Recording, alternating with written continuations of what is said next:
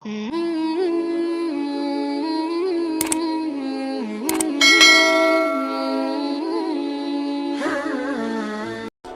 उमर दिन को तख्त हुकूमत पर बैठते थे और उनका तख्त को सोने जबरजद का नहीं था, मस्जिद नबवी की चटाई थी और सारा दिन वहां बैठ के लोगों की बातें सुनते। और जब रात के अंधेरे गहरे होते उमर भेष बदल के मदीने की गलियों का गश्त करते। कहा तुम्हारे घर से धुआं निकल रहा है और बच्चे रो रहे हैं, उनको खाना क्यों नहीं देती? कहने लगी उमर की जान को रो रही। उमर के पांव तले से जमीन निकल गई। कहा क्या हुआ?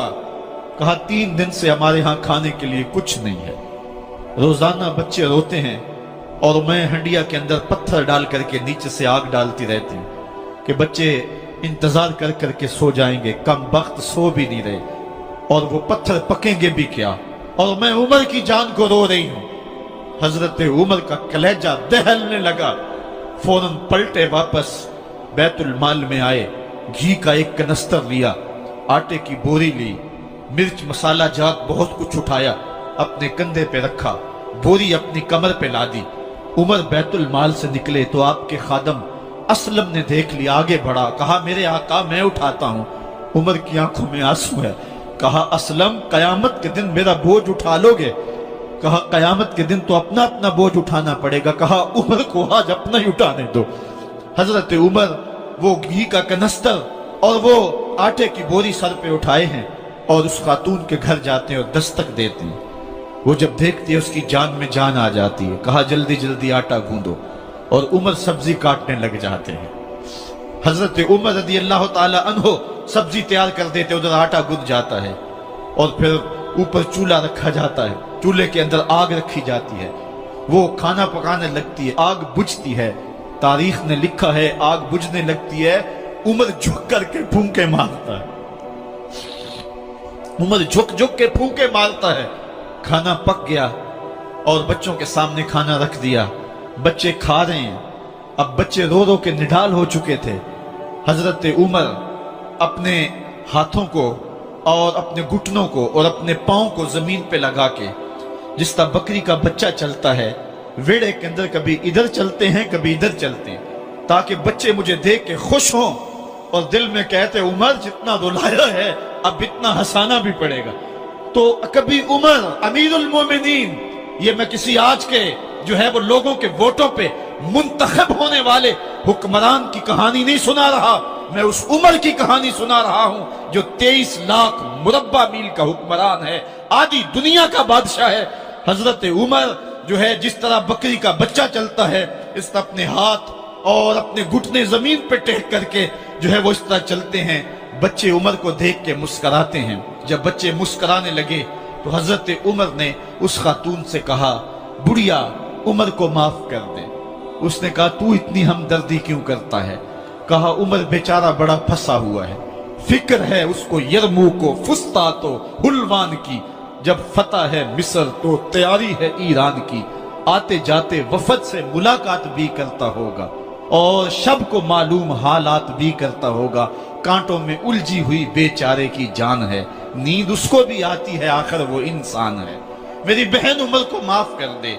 उसने कहा ना ना उमर की बात मेरे सामने न कर, कयामत का दिन होगा, उमर का गिरेबान होगा और मेरा हाथ होगा। जब उसने ये बात कही तो उमर बर्दाश्त न कर सके, बच्चों की तरह बिलक बिलक कर रोने लगे। कहा वो बदनसीब उमर तेरे सामने है, आज ही कहला जो कहना है, कयामत के दिन मुझे माफ रखना। उसने कहा तू उमर है? कहा बदनसीब उमर तेरे सामने खड़ा हूं। मेरे उमर कहते हैं अगर दजला के किनारे एक बकरी का बच्चा भी प्यासा मर गया उसका हिसाब भी उमर से लिया जाएगा। हजरत उमर निकले यरूशलेम में, एक ऊंट है एक गुलाम है, कभी वो सवार होता है कभी आप बारी मुकर्रर की है। जब करीब पहुंचे यरूशलेम के तो उमर की बारी नकेल पकड़ने की और गुलाम की बारी ऊपर सवार होने की आ गई। गुलाम ने कहा आका मैं मर्जी से अपनी बारी छोड़ता हूं, आप आ जाएं, दुश्मनों के मफतूहा इलाके में आ रहे हैं, ताजा ताजा इलाका फतह हुआ है, इस्लाम की शान और शौकत जाहिर हो। उमर ने कहा इस्लाम की शान और शौकत ऐसे जाहिर नहीं होती है, अपनी बारी पे तुम बैठोगे, अपनी बारी पे मैं बैठूंगा। लोग मुंतजर खड़े हैं। दूर से जब देखा कहा इसकी हैबत से कांपते थे हम, یہ تو کوئی حبشی لگتا ہے، رنگ کالا ہے، ہونٹ موٹے ہیں، اس سے تو زیادہ حسین اس کا غلام ہے جو آگے آگے چل رہا ہے۔ حضرت ابو عبیدہ نے کہا دھوکہ کھا رہے ہو، ہمارا آقا وہ نہیں ہے جو اونٹنی کے اوپر سوار ہے، ہمارا آقا وہ ہے جو لگام تھامے آگے آگے چل رہا ہے۔ حضرت عمر رضی اللہ تعالیٰ عنہ کو آگے بڑھ کے جابیہ کے مقام پہ حضرت ابو عبیدہ بن جراح نے استقبال کیا، تو حضرت عمر آگے بڑھے اور انہوں نے آگے بڑھ کر کے حضرت ابو عبیدہ کے دونوں کندھوں پہ ہاتھ رکھا، اور سنو حضرت عمر نے کیا کہا، کہا لا الہ الا اللہ انا کنا اذل قوم فاعزنا اللہ بالاسلام۔ کہا کہ لا الہ الا اللہ، اے ابو عبیدہ بن جراح، ہم ایک ذلیل قوم تھے اور اللہ نے ہمیں اسلام کی وجہ سے عزت عطا کی ہے۔ اور میں تمہیں ایک تاریخ ساز بات کہنے لگا ہوں، اور وہ یہ ہے کہ جب تک ہم اس عزت والے اسلام کے دامن کو تھامے رہیں گے ہماری عزت قائم رہے گی، اور جب اسلام کے علاوہ کسی اور جگہ سے عزت ڈھونڈیں گے تو رسوا کر کے رکھ دیے جائیں گے۔